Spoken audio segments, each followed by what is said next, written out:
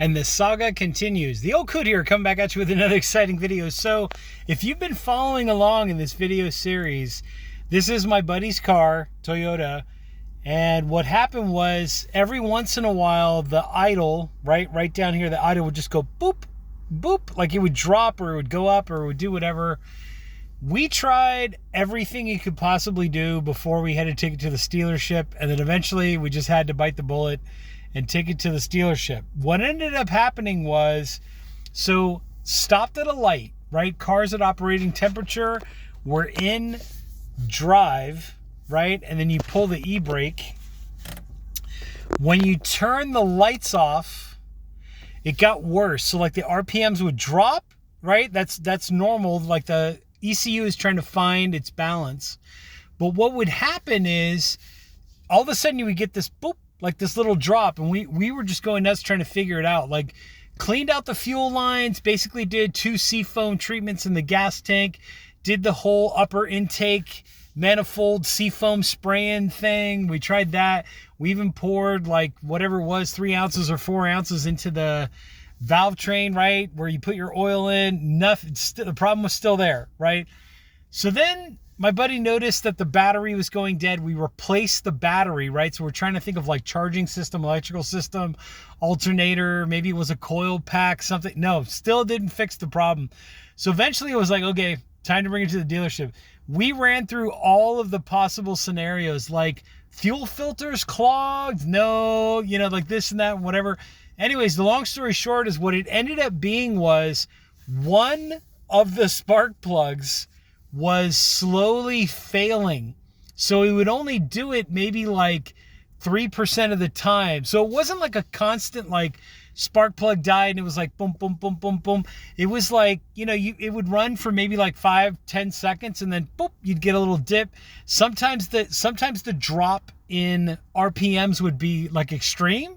Like the car would kind of bounce like it was dying and it wanted to catch itself. So one of the factory trained technicians, thank goodness, at the Toyota dealership basically tracked it down to that one spark plug. And I think it took them like 4 hours. Seriously, it took 4 or 5 hours of labor just to find that out. And of course, you have to pay for that. You have to pay for all those hours of labor. They gave us they gave my buddy a little bit of a break on the price, but for what it's worth, problem solved. At least we think so. So car's in drive, the e-brake's on. If I take the e-brake off or I put the e-brake on or whatever, it's all the same. Anyways, if you're experiencing the same kind of issue, which is the original issue is, let's say you're at a stoplight, you're in drive, right? You're waiting for the light to change green or whatever, and you all of a sudden you notice a boop, like a little dip, but it's not constant. It's not like bump, bump, bump, bump, bump. It's more of like a bump, and then maybe like 10 seconds will go by, 5 seconds will go by, boom, and then you get another dip. In my buddy's case with this car, it started out subtle. It was like once in a while intermittent, and then eventually it kept getting worse and worse and worse as the spark plug kept failing and failing and failing. So if you're in the situation, you're trying to troubleshoot. By the way, another thing that came up was the fuel pump relay. That was another thing that came up. Could it be that? Nope, it wasn't that at all. In this particular Toyota, I believe even a couple different people had told me, like the experts that I went to for advice, they all told me that if the fuel pump relay goes out, it's either on or off. It's either working or not working. So there's no intermittent BS. So it wasn't the fuel pump relay. It basically boiled down to that one spark plug just slowly failing. And as time went on over the course of the last, I would say this has been going on now since like pre-Christmas, right? So like 2024, this is going on. We're now in 25, right? I would say like over time, it just kept getting worse and worse and worse. But anyways, you may have, if you have a similar situation or if you've had a similar situation, definitely comment down there below. I know that the dealership, what they ended up doing was they ended up swapping the coil packs. Like they swapped the pack from 1 to 4 to 3 to 2 or whatever it was. By the way, no error codes. Never got a single error code. So that's why it was harder to diagnose what was going on. Typically, when you get a failure of a spark plug or a misfire, you'll get an error code. You'll get it. Sometimes you'll get a check engine light or something. And basically, it's easier to solve. In this case, because the spark plug was like literally like 3%, maybe it had been failing. 3% of the time it had been failing. That's why it was harder to track, because it didn't trigger an error code.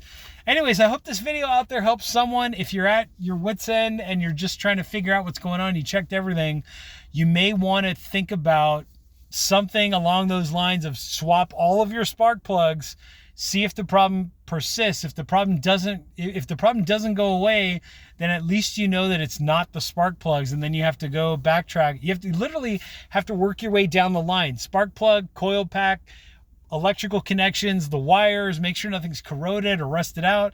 Work your way to the battery, make sure the battery's good. Work your way to the alternator, make sure the alternator's working correctly. So it's all those things. And then if that still isn't the problem, then that's when you start getting into the heavy duty stuff. Like you may have to replace your fuel pump, your full, all that stuff kind of factors in. But we did everything, honestly, like me and my buddy did everything possible to his car that we could possibly do.